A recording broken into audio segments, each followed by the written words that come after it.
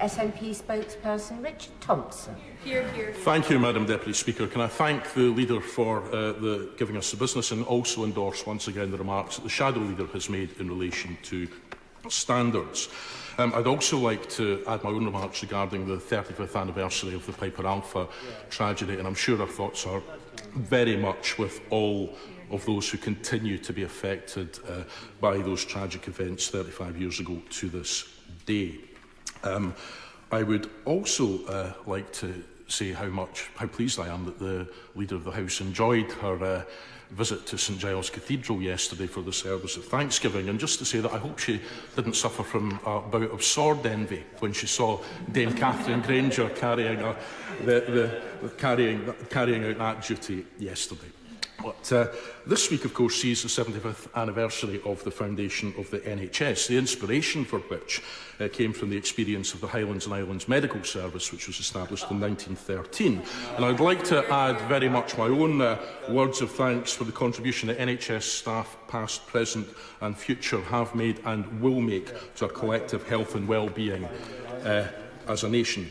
Now, last week I asked the Leader to make some time for a debate on why 6 police forces in England continue to remain in special measures, and why NHS sickness and staff in England has hit a record high. And there are, alas, no signs of any debates being forthcoming on that. So could I add to that list a request that we also have a debate on why 28 NHS trusts and integrated care boards across England are in similar special measures, so we can find out again what the government intends to do about it. Now, finally, Madam Deputy Speaker, this week members of the Orkney Islands Council agreed that they should explore options for alternative models of governance, including exploring their Nordic connections, with there being some suggestions that they might wish to rejoin Norway and exploit their historical links there. Now, I think it's very easy for those of us in these benches to see the attractions of being part of a small, prosperous, energy-rich, independent country of 5.5 million. So the only question is the constitutional means by which that could be given effect if a part of the UK wished to leave. So asking for approximately 5.5 million friends, could we have a debate on how that might happen, please? Thank you, Madam Deputy Speaker. Well, first of all, I will join the Honourable Gentleman in congratulating Dame Catherine Granger on the incredible job she did. There was a lovely moment in the cathedral where we both caught each other's eye and gave each other a very massive grin.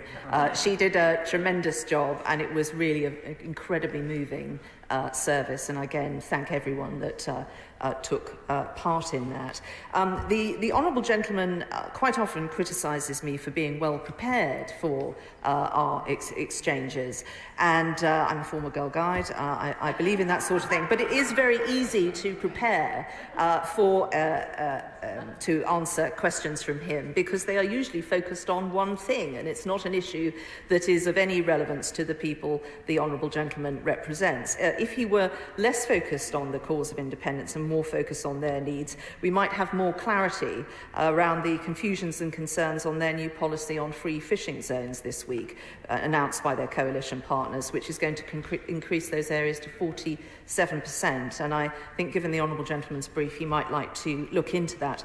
But if being well prepared is the qualification for a person doing my job, then surely it is self-delusion and lack of self-awareness that is a necessary condition for the opposition on the SNP bench's job, because only an SNP spokesman would come to this question session and ask me a question about police investigations and police performance. Maybe that self-delusion is hard to sustain in the wake of tens of police investigations, of more news this week of missing accounts frustrating the SNP's auditors from being able to complete their task, and also of news of exactly how much Scottish taxpayers' money has been spent by the SNP on just one of their foreign jollies. For COP27, they blew nearly £150,000, and not content with their, staying in Sharm el-Sheikh and flying back to Scotland, they also managed to do an overnight in Milan. No wonder so many of the Honourable Gentleman's colleagues are heading off. Quitting because the going is too tough in opposition is really quite something.